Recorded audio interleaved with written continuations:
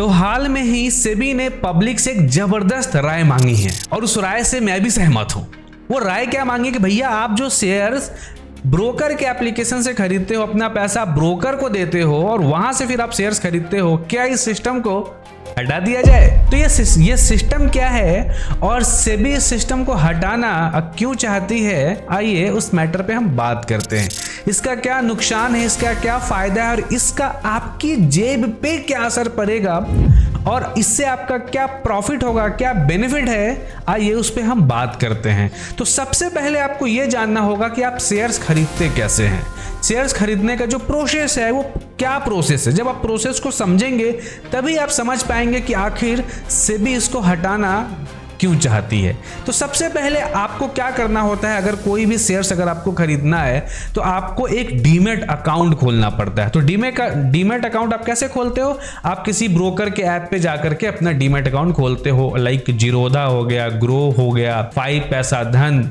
ये लोग क्या है, ये लोग ब्रोकर है, ये लोग डिपॉजिटरी पार्टिसिपेंट है ना। ये लोग क्या करते हैं, ये लोग आपको सर्विस देते हैं कि भैया आप डीमैट अकाउंट खोलो, आप वहां से जाकर के जो भी शेयर्स है आप खरीद सकते हो। आप क्या करते हो, डीमैट अकाउंट ओपन करने के लिए आप केवाईसी करते हो, अपना सारा डॉक्यूमेंट उनको देते हो, वो वेरीफाई करते हैं, फिर जाकर के कंप्लीट प्रोसेस के बाद आपका डीमैट अकाउंट जो है वो ओपन होता है। जब आपका डीमैट अकाउंट ओपन हो जाता है तो आप उसके एप्लीकेशन, जिस भी ब्रोकर का डीमैट अकाउंट आपने ओपन किया है, आप उसके एप्लीकेशन में जाते हो और वहां पे जो भी शेयर्स आपको खरीदना है उस शेयर्स को आप सिलेक्ट करते हो और फिर आप ऑर्डर को एग्जीक्यूट करते हो। आप बाइंग बटन दबाते हो, ऑर्डर एग्जीक्यूट हो जाता है। जैसे ही आप बाई बटन दबाते हो ये ऑर्डर चला जाता है स्टॉक एक्सचेंज के पास। जैसे स्टॉक एक्सचेंज के पास ये ऑर्डर जाता है तो जैसे ही वहां पे कोई सेलर से आपका ऑर्डर मैच होता है तो वो ऑर्डर एग्जीक्यूट हो जाता है, फिर आपके शेयर्स आपको मिलते हैं और सेलर्स को उसका पैसा मिल जाता है। तो आपके शेयर्स आपको मिलते हैं और सेलर्स का पैसा सेलर्स को मिल जाता है। इसको वेरीफाई करने के लिए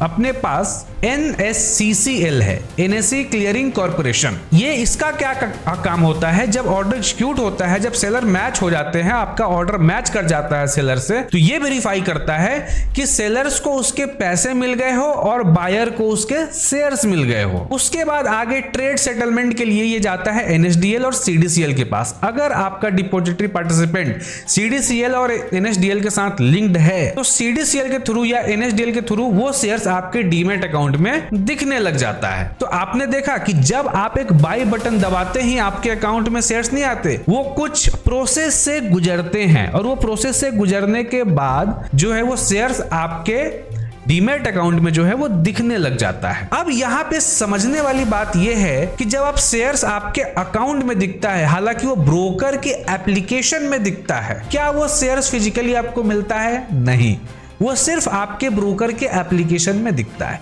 असली गेम यही चालू होती है। जैसे आप फ्लिपकार्ट से कोई भी प्रोडक्ट को बाइंग करते हो तो बाइंग करने के बाद क्या होता है, वो आपके घर पे आके डिलीवर होता है, वो प्रोडक्ट आपको आपके हाथ में मिलता है। लेकिन क्या जब आप कोई शेयर्स खरीदते हो, क्या वो शेयर्स आपको डिलीवर होता है? नहीं, वो सिर्फ एप्लीकेशंस में दिखता है, आपको मेल आता है, आपको मैसेज आता है। और वो कहां दिखता है? वो दिखता है ब्रोकर के एप्लीकेशन। तो समझने वाली बात यहां यह है कि वो सिर्फ दिखता है, ना कि आपको मिलता है।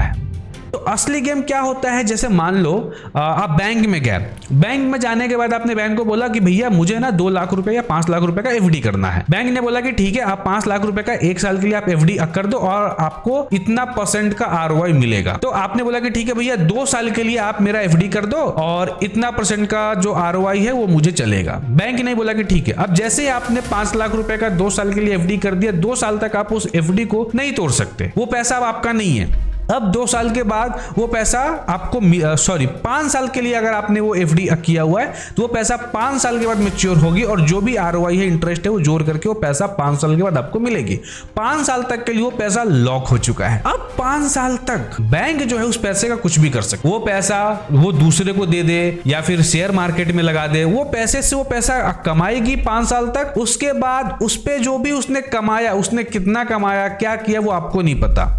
बस आपसे जो प्रॉमिस किया गया था कि 7% 8% वो जोड़ करके 5 साल के बाद आपको वो पैसा दे देगी। तो 5 साल तक तो वो पैसा जो है बैंक इस्तेमाल कर सकती है, लेकिन यहाँ पे सेबी ने स्ट्रिक्टली मना किया हुआ है कि अगर आपका जो शेयर्स है, जो पब्लिक का शेयर्स है, वो ब्रोकर यूज नहीं कर सकता है, उसमें कोई भी छेड़खानी नहीं कर सकता है। लेकिन यहाँ पे आता है असली ट्विस्ट। कुछ ब्रोकर ऐसे हैं जो हाल में ही 1-2 ब्रोकर का नाम आया है 1-2 साल पहले, उनने क्या किया, एक लिस्ट निकाला। जैसे जान लो, बहुत सारे ऐसे लोग होते हैं जो शेयर्स खरीद के छोड़ देते हैं लॉन्ग टर्म के लिए, 5 साल 6 साल 7 साल 8 साल 5 साल 2 साल के लिए छोड़ देते हैं। अब कुछ ब्रोकर फर्म क्या करती है, उनका लिस्ट निकालती है और वो देखती है कि कौन ऐसे लोग हैं जो साल भर से अपने डीमैट अकाउंट को खोल के देखे भी नहीं है। अब वैसे लोगों का लिस्ट निकाला और जितने भी शेयर्स उनको दिखते हैं वो सब अपने पोर्टफोलियो में वो दिखा करके और जा करके बैंक में लोन का अप्लाई कर देते हैं। जैसे मान लो कि मैं एक ब्रोकर हूं, मेरे पास बहुत सारे लोगों ने अकाउंट खोला है, डीमैट अकाउंट खोला हुआ है, और उसमें से 10 लोग ऐसे हैं जो 2 साल 3 साल से डीमैट अकाउंट खोल के देखे ही नहीं है कि भैया उनका शेयर्स क्या चल रहा है क्या नहीं चल रहा है। तो मैंने क्या किया, जितना भी उनके शेयर्स है उसको मैंने अपने पोर्टफोलियो में दिखा दिया। देखो, मैं तो ब्रोकर हूं, एप्लीकेशन तो मेरा है, मैं जैसे चाहूं उसको दिखा सकता हूं। तो मैंने अपने पोर्टफोलियो में मैंने उसको दिखा दिया। मैं बैंक में गया, बैंक को बोला भैया मुझे लोन चाहिए। बैंक ने बोला भैया